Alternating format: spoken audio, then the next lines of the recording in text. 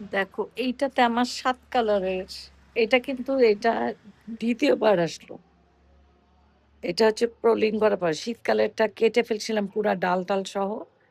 এটা ২য় বার আসলো। আর এইটা আশ্চর্যজনক যে হল্যান্ডের রানী। এটাতে কত রঙের কালার আসছে দেখো। এটা একটু অরেঞ্জ পিচ, এটা একটু গোলাপি, এটাতে আবার সাদা আছে। এই যে দিকে সাদা হচ্ছে। এইটা হচ্ছে এটা হল্যান্ডের কুইন। এটাতেও ৭ কালার, এটাতেও ৭ কালার। তারপরে এটা হচ্ছে হলদাটা। এটাতে মাত্র শুরু হচ্ছে আবার। এটা মার্চ পর্যন্ত থাকবে। ডাল-টাল সব কেটে দিবা। এখন কাটলে হবে না কিন্তু। বৃষ্টি চলে আসবে। এটা আবার এটা হচ্ছে হালকা বেগুনি গোলাপি, ম্যাজেন্টা। আর ওইটা হচ্ছে একটু লাল। আর এটা হচ্ছে একদম পার্পল কালারের। এটা আবার একটু পিচ। এটা আবার ডার্ক পিচ আর হচ্ছে সাদা। আর এটা আমার মোরগ ফুল।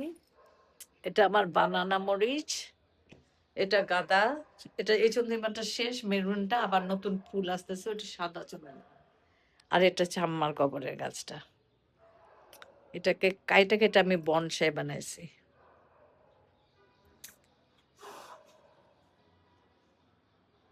এইবার যা ফুল দিছে না, এটা ২য় বার আসলো ফুল।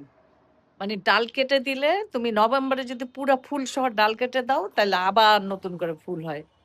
তো এটা আবার 2nd টাইম ফুল পাইলাম। মার্চ পর্যন্ত আবার প্রোলিং করব, পিঞ্চিং করব। তারপরে আবার আসবে ফুল। তারপরে বর্ষায় কিন্তু ফুল কম আসবে, নাও আসতে পারে।